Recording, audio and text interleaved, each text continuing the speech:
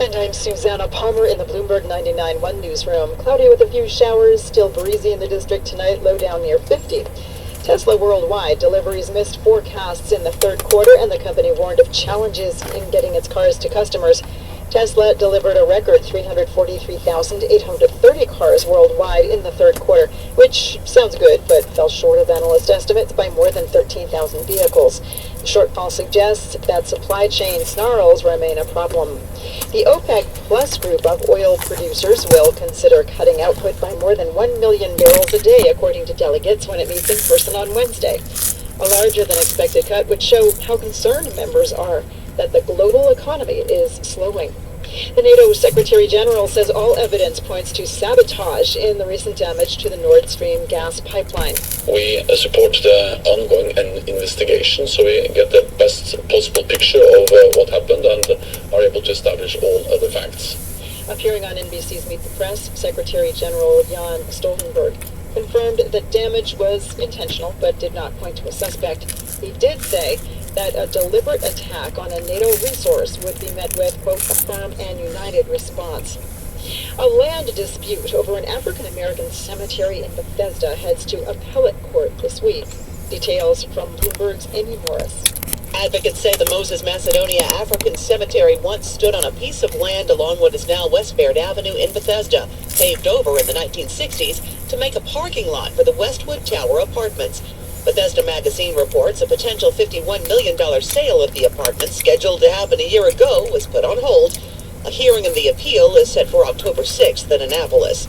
Bloomberg's Amy Morris. Global news 24 hours a day on air and on Bloomberg Quick Take, powered by more than 2,700 journalists and analysts in more than 120 countries. I'm Susanna Palmer. This is Bloomberg. This Week with George Stephanopoulos starts right now. Breaking news. We're just beginning to see the scale of that destruction.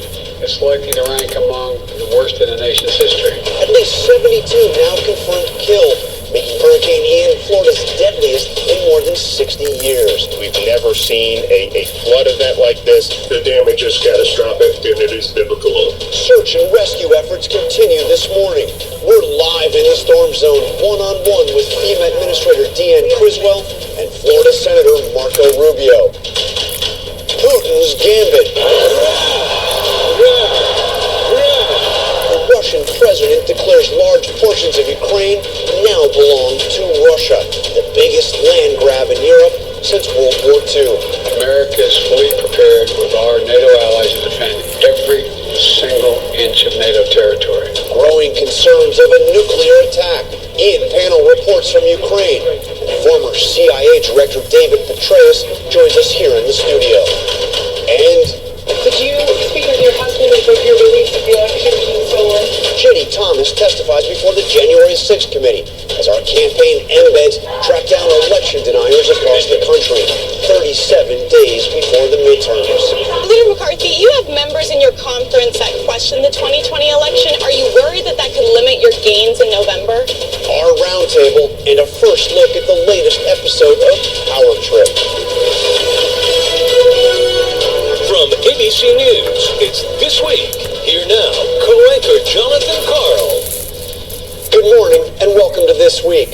As we come on the air this morning, we're tracking breaking news at home and abroad. On the home front, Floridians are digging out of what is now the deadliest storm to hit their state in more than 60 years. And in Europe, a major escalation in Russia's war on Ukraine. Vladimir Putin declaring a vast stretch of Ukrainian territory is now, and he said forever, part of Russia. He announced this brazen land